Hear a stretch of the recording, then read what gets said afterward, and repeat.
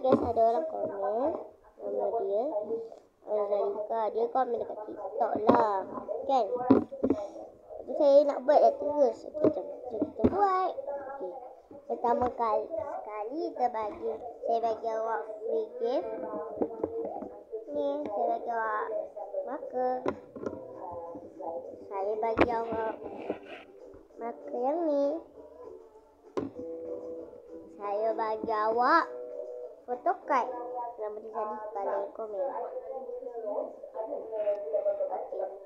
Saya bagi 2 photocard dekat awak. Tu saya letak. So simpan balik. Lepas tu saya bagi awak apa? Saya bagi awak clay ni. Lepas tu saya bagi awak apa? Free gift lah. Free gift ni.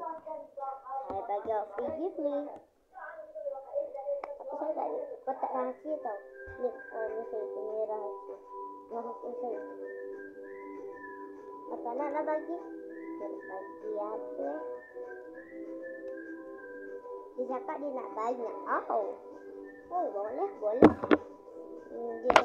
Dia dah follow saya. Saya nak bagi apa lagi?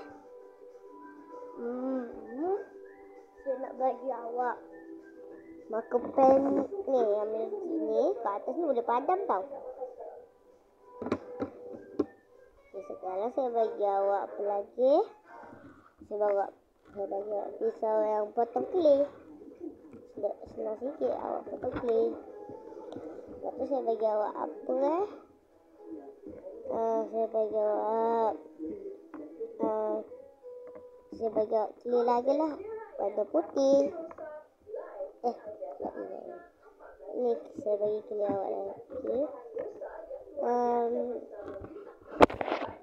Okay, ini dia.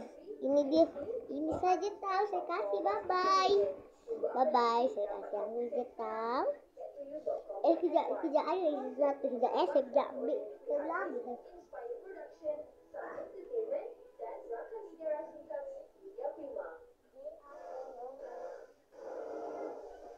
Okay, saya banyak lagi slide.